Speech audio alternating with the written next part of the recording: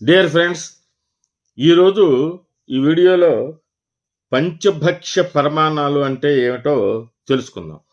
మంచి భోజనాన్ని మన పెద్దవాళ్ళు పంచభక్ష్య పరమాన్నాలు అనడం వింటూనే ఉంటాం.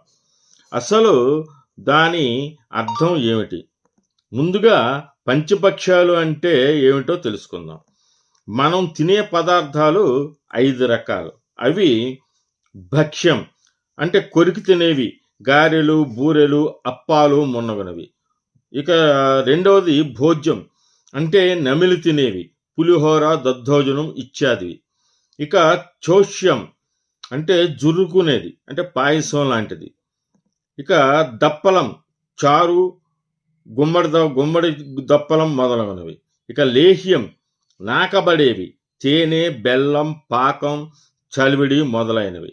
ఇక పానీయం తాగేవి, నీళ్లు, కషాయం, పళ్ళరసం మొదలైనవి. ఒక్కొక్క పదానికి ఒక్కొక్క శాస్త్రీయ కారణం కూడా ఉంది. అది కూడా మనం తెలుసుకుంటే మంచిది.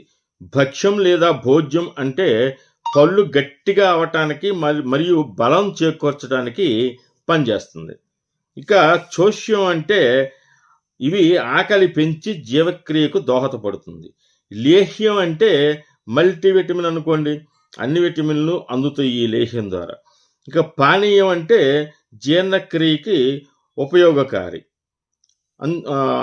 భక్ష్యాలు, లేహ్యాలు, చోష్యాలు, పానీయాలు అంటూ మన మెనూలో starters, main course, desserts, drinks లేదా పానీయాలు, ఐస్ క్రీములు లాంటివి అన్నమాట.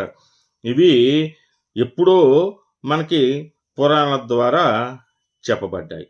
ఈ వీడియో లైక్ చేసి సబ్స్క్రైబ్ చేయవలసిందిగా మిమ్మల్ని అందరినీ కోరి ప్రార్థిస్తున్నాను. దయచేసి నా ఛానల్ సబ్స్క్రైబ్ చేసుకోండి.